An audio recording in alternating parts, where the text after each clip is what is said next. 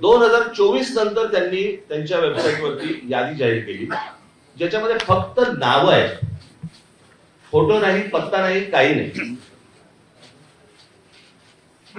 आणि मग काल आम्ही जेव्हा केंद्रीय निवडणूक आयोगाशी बोलत होतो त्यावेळेला त्यांनी सांगितलं की नाही, हे राज्य निवडणूक आयोगाकडे येतं. आता राज्य निवडणूक आयोगाकडे आम्ही भेटल्यानंतर राज्य निवडणूक आयोग म्हणते हे केंद्रीय निवडणूक आयोगाकडे येतं. दोघेही प्रतिनिधी हे केंद्रीय निवडणूक आयोगाचेच प्रतिनिधी आहेत.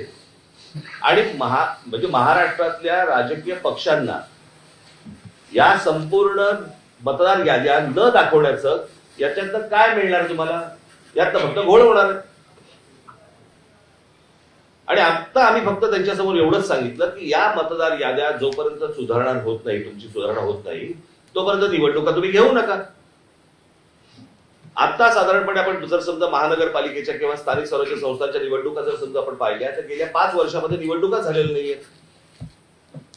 मग जर 5 वर्ष जर समजा या निवडणुकांमध्ये गेलेली असली तर मग याद्या सुधारण्यासाठी अजून 6 महिने गेले तर काय फरक पडतो?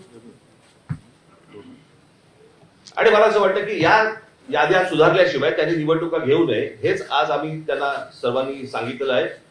म्हणजे त्यांनी आता काहीतरी काल एक आमची भेट झाल्यानंतर त्यांनी एक नोटिफिकेशन काढलं आणि त्याच्यामध्ये आम्हाला राजकीय पक्षांना 8 दिवस दिले. म्हणजे हे 6-6, 8-8 महिने काम करणार आणि राजकीय पक्षांनी 8 दिवसामध्ये ह्यांना सगळ्या छाननी करून द्यायची, कसं शक्य आहे?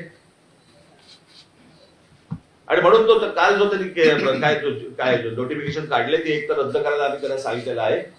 आणि आज आम्ही त्यांना सांगितलेलं की या निवडणुका तुम्ही घेऊ नका.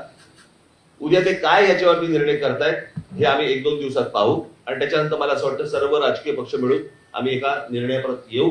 तो निर्णय तुम्हाला अजून 2-3 दिवसांनी सांगू. ठीक आहे, धन्यवाद.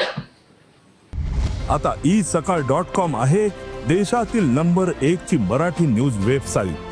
प्रत्येक अपडेटसाठी isakal.com ला नक्की भेट द्या.